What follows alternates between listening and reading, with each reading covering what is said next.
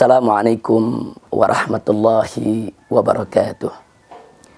Bismillah, walhamdulillah, wassalatu wassalamu ala rasulillah, wa ala alihi wa sahbihi wa mawalah.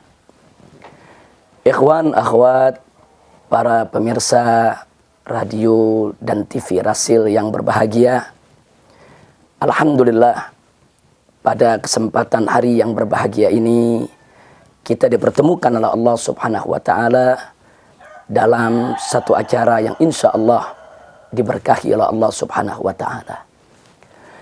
Ikhwan, akhwat, sebagaimana sama kita ketahui bahwasanya Al-Qur'anul Karim adalah kitab suci yang diturunkan oleh Allah Subhanahu wa taala kepada nabi kita Sayyiduna Muhammad sallallahu alaihi wasallam. Al-Qur'anul Karim diberikan jaminan oleh Allah Subhanahu wa taala untuk dijaga dan dipelihara sehingga tidak akan pernah ada satu kekuatan pun di alam semesta ini yang mampu untuk merubah, untuk memalsukan, untuk menambah atau mengurangi daripada kitab suci Al-Qur'anul Karim. Allah Subhanahu wa taala berfirman dalam surat Al-Hijr ayat 9. Wallahu Subhanahu wa taala qala inna nahnu nazzalna dzikra wa inna lahu lahafizun. Shadaqallahul azim. Luar biasa jaminan ilahi untuk daripada otentisitas Al-Qur'anul Karim, keotentikannya, keorisinalannya betul-betul dijaga oleh Allah Subhanahu wa taala. Dalam ayat yang kita bacakan tadi, Allah menyatakan inna nahnu nazzalna dzikra. Sesungguhnya kami telah menurunkan adzikra, yaitu Al-Qur'an. Wa inna lahu lahafizun, dan sesungguhnya kami yang akan benar-benar menjadi penjaga baginya. Ikhwan, akhwat, rahimakumullah. Di dalam ayat ini Allah Subhanahu wa taala menggunakan kata inna atau nahnu, atau dalam bahasa Indonesianya kata kami. Kenapa dalam ayat ini Allah Subhanahu wa taala menggunakan kata kami? Ada dua rahasia yang perlu untuk sama kita ketahui. Yang pertama adalah untuk menunjukkan keagungan dan kebesaran Allah Subhanahu wa taala.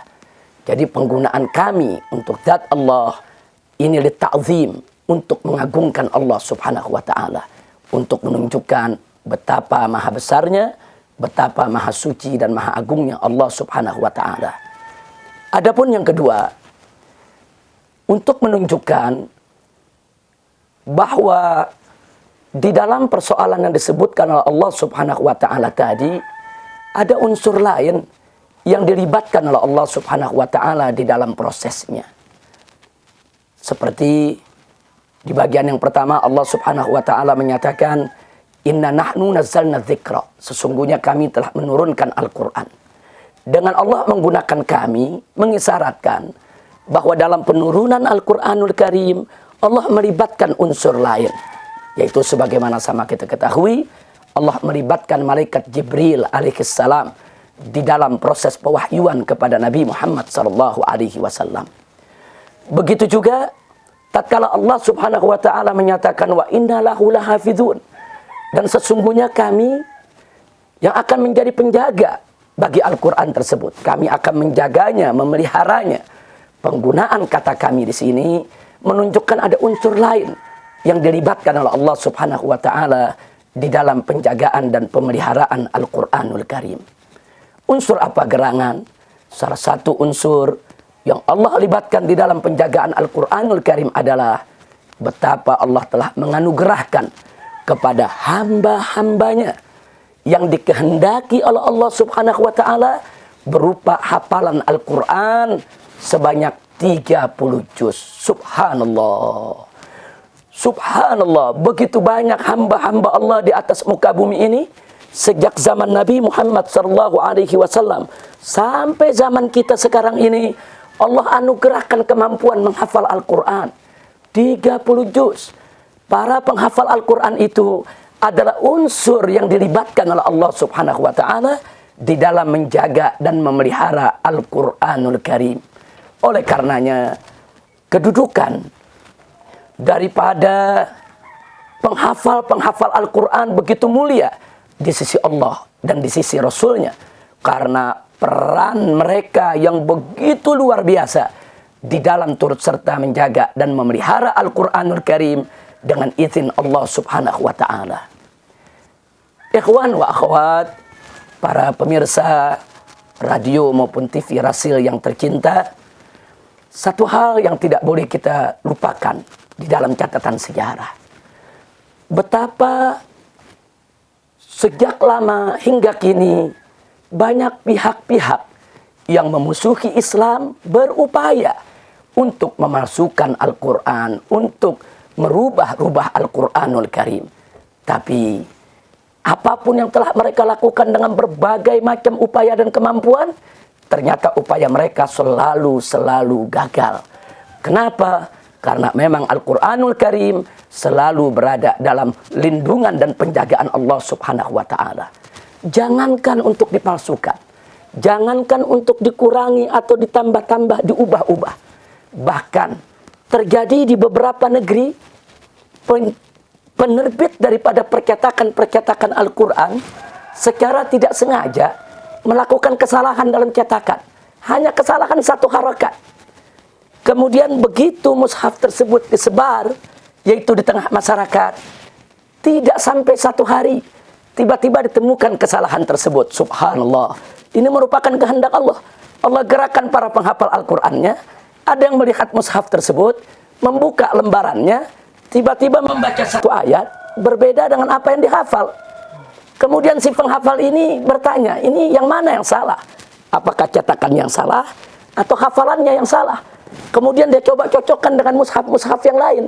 Ternyata begitu dicocokkan dengan mushaf yang lain, ya memang mushaf tersebut salah cetak. Ternyata hafalannya tidak salah. Akhirnya perkara tersebut dilaporkan kepada yang berwenang, kepada kementerian terkait di negeri tersebut, dan akhirnya mushaf yang salah cetak tadi ditarik kembali daripada peredaran. Subhanallah. Begitulah salah satu cara Allah bagaimana Allah Subhanahu wa ta'ala menjaga dan memelihara Al-Quran. Oleh karenanya, mari sama-sama kita berikan motivasi, dorongan kepada anak-anak kaum muslimin di berbagai negeri untuk berlomba-lomba menghafal Al-Quranul Karim. Dan jangan lupa kita berikan apresiasi kepada guru-guru tahfidz, kepada ulama-ulama penghafal Al-Quran, dan kepada para santri yang sedang melakukan upaya untuk menghafal Al-Quran. Hargai mereka, hormati mereka, muliakan mereka, bantu segala macam kemudahan untuk mereka. Karena mereka adalah orang-orang yang dipilih, dikehendaki oleh Allah untuk terlibat di dalam menjaga dan memelihara Al-Quranul Karim. Dan akhirnya, satu kenyataan sejarah yang tidak boleh kita lupa. Manakala negara-negara imperialis mendatangi negeri-negeri Islam di berbagai belahan dunia ketika itu, mereka membakar mushaf-mushaf Al-Quran di berbagai negeri. Mereka bakar. Sampai-sampai dalam sejarah disebutkan saking banyaknya kitab dan saking banyaknya mushaf Al-Quran yang mereka bakar, kemudian mereka lemparkan semua itu ke lautan. Akhirnya air laut berubah berwarna hitam. Saking banyaknya, yaitu debu daripada hasil pembakaran mushaf yang mereka lakukan. Kenapa mereka lakukan itu?